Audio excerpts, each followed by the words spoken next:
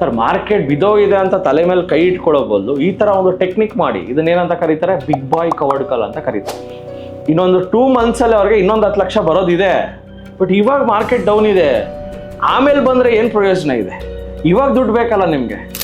So beta 1.2 ಇದೆ ಅಂದರೆ ಅರ್ಥ ಏನಂದರೆ, ನಿಫ್ಟಿ 100 ಪಾಯಿಂಟ್ ಇಲ್ಲ ಒಂದು 1% ಮೂವ್ ಕೊಟ್ಟರೆ ಬಜಾಜ್ ಫಿನಾನ್ಸ್ 1.2% ಮೂವ್ ಕೊಡುತ್ತೆ.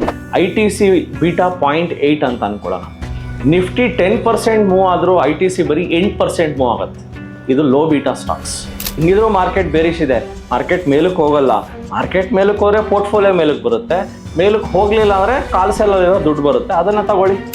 ಏನಕ್ಕೆ ಫ್ಯೂಚರ್ ಆ್ಯಂಡ್ ಆಪ್ಷನ್ ಇಂಟ್ರೊಡ್ಯೂಸ್ ಮಾಡಿದ್ದಾರೆ ನಮ್ಮ ದೇಶದಲ್ಲಿ ಅಂದರೆ, ಪೋರ್ಟ್ಫೋಲಿಯೋನ ಪ್ರೊಟೆಕ್ಟ್ ಮಾಡೋದು ಹೇಗೆ ಅಂತ ತಿಳ್ಕೊಳ್ಳೋದಕ್ಕೆ, ಪ್ರೊಟೆಕ್ಟ್ ಮಾಡ್ಕೊಳ್ಳೋದಕ್ಕೆ ಫ್ಯೂಚರ್ ಆಪ್ಷನ್ ಇಂಟ್ರೊಡ್ಯೂಸ್ ಮಾಡಿದೆ. ಬಟ್ ತುಂಬ ಜನಕ್ಕೆ ಸ್ಟ್ಯಾಂಗಲ್ ಅಂದರೆ ಏನು, ಈ ಸ್ಟ್ಯಾಂಗಲಿಂದ ವಾರಕ್ಕೆ 0.5% ಮಾಡೋದು ಹೆಂಗೆ, ಇಲ್ಲ ಒಂದು 20 ಪೈಸೆ ಮಾಡೋದು ಹೆಂಗೆ, ಸೊ ತಿಂಗಳಿಗೆ ಒಂದು 2% ಮಾಡೋದು ಹೆಂಗೆ, ಇಲ್ಲ 1% ಮಾಡೋದು ಹೆಂಗೆ, ವಿಲ ಒದ್ದಾಡ್ತಾ ಇದ್ದಾರೆ. ಎಷ್ಟೋ ಜನದ್ದು ಪೋರ್ಟ್ಫೋಲಿಯೋ 1 ಕೋಟಿ ಇದೆ, 50 ಲಕ್ಷ ಇದೆ, ಪೋರ್ಟ್ಫೋಲಿಯೋ ಫುಲ್ ಡೌನ್ ಆಗಿದೆ. ಇವಾಗ ತಿಂಗಳಿಗೆ ಒಂದು 50,000 ಮಾಡೋದು ಹೆಂಗೆ ಗೊತ್ತಿಲ್ಲ. ಈ ಒಂದು ಬೀಳೋ ಪರಿಸ್ಥಿತಿಯಲ್ಲಿ ನಿಮ್ಮ ಪೋರ್ಟ್ಫೋಲಿಯೋನ ಸೇಫ್ ಗಾರ್ಡ್ ಮಾಡ್ಕೊಳ್ಳೋದು ಹೇಗೆ, ನಿಮ್ಮ ಪೋರ್ಟ್ಫೋಲಿಯೋನ ಪ್ರಾಫಿಟಬಲ್ ಆಗಿ ಕನ್ವರ್ಟ್ ಮಾಡೋದು ಹೇಗೆ, ನಾನು ಹೇಳ್ಕೊಡ್ತೀನಿ ಬನ್ನಿ 4 ಸುಲಭ ಉಪಾಯಗಳಲ್ಲಿ.